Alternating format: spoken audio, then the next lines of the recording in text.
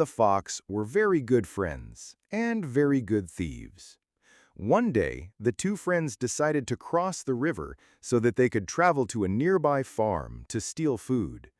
The small fox could not swim, so the camel said to his friend, "Climb up onto my back, and I will swim across the river." And so the fox climbed up onto the camel's back, and the strong camel swam across the river to the other side.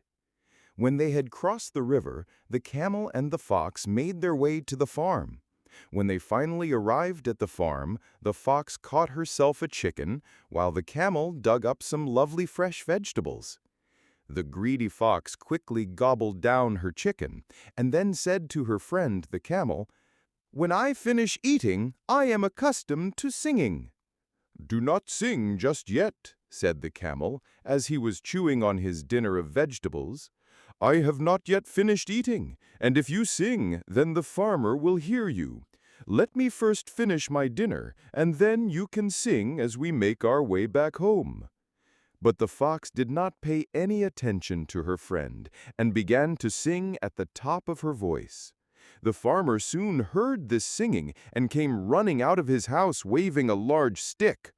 "I will teach you to steal from me," exclaimed the angry farmer. Because the fox was so small and nimble, she was able to run away from the farmer. But the poor camel was very slow and still in the middle of eating his dinner, and so he did not see the farmer until it was too late. The angry farmer set upon the camel with his large stick, and the poor camel received many blows to his legs and back before he was finally able to escape. When the camel reached the river, his bones ached, and he was very upset with his friend the fox. "Why did you sing when you knew that farmer would hear you, and you could see that I was still eating my dinner?" asked the camel. "Because it is my custom," replied the fox in her matter-of-fact way.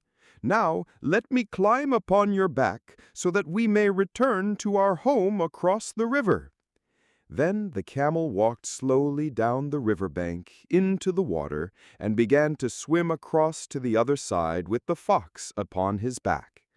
When the camel was halfway across the river, at the point where the water was at its deepest and the current at its fastest, he stopped swimming and said to the fox, "When I have finished eating, I am also accustomed to taking a bath." "Do not take a bath," pleaded the fox.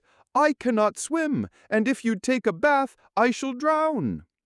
"I am very sorry, but I always take a bath after I have eaten.